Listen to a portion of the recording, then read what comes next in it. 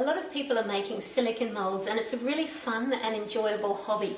Here's a couple that have been made earlier, and to make these, basically you're using your silicone, your master, something to go around the outside of that as a mold. Place your master upside down with the edging around it. It could be a Tupperware container, and then pour your silicone over the top. Now, a couple of tips when you're pouring your silicone.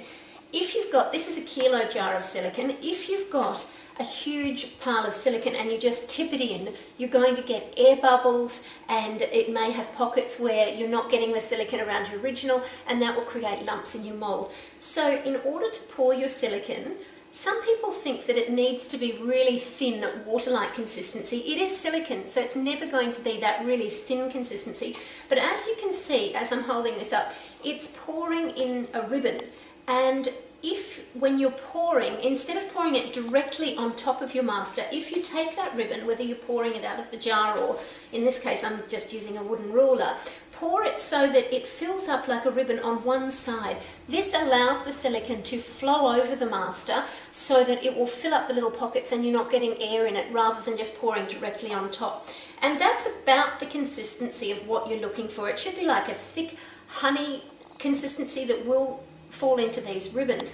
Now, these particular tubs of silicone I've had returned to me by a customer because they've had them sitting around for a few months and they've gone a little bit thick on them, and they wanted to know, do I have to throw it out or is it salvageable? It is salvageable. So here's one that I was looking at earlier. Now, this one's been sitting around for a little while, and for whatever reason it's gone a little bit thick. It's still pourable, you've still got the ribbon consistency, but if you have a look inside, you can see that it's just kind of going thick around the edges, and it's getting a little bit lumpy. Actually, the more I've worked with this morning, just with the ruler, the more pourable it's got. So it's still pourable, but it's a thicker honey. It's not flowing easily, and you can see with that one it falls into big lumps. So can it be salvaged? Can you actually use it? Yes, you can. And there's a product called silicone oil, and many of your silicone suppliers will sell this to you. It's also it's known as a silicone rubber dilutant, but the correct name for it is simply silicone oil. And so you can buy it in 1, 5, 10 or even larger bottles. This is a 1 kilo bottle.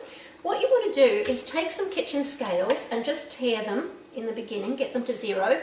Place your tub of silicone on the top and check what the weight of that is. Now, we're going to add the silicone oil. You can add it in a ratio of anything from 1 to 10% per volume.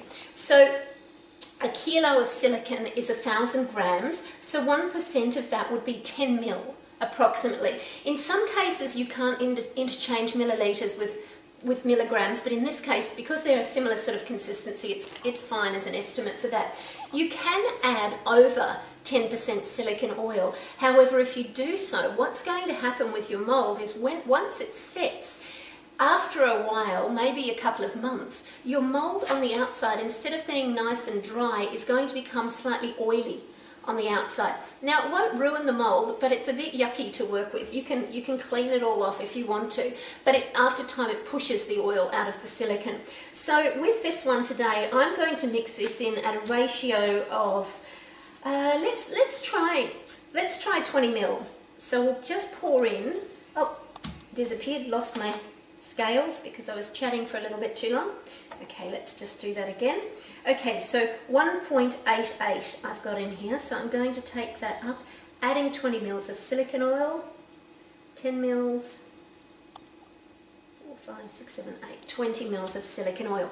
Now, when you pour your silicone oil, you can see it just sitting on the top of the silicone there as a clear liquid, just a clear oil. It looks a little bit like glycerin. As we begin to mix it, at the moment it's nice and smooth, but it does a funny thing. As you mix it, it's actually going to go lumpier. And you can see now, it looks like the silicone now is unusable because it's gone really thick and lumpy. Oops, popping away on bubble wrap. As you keep mixing it, it's separating out even more and it's getting lumpier and lumpier. And at this point you might think, oh my goodness, I've ruined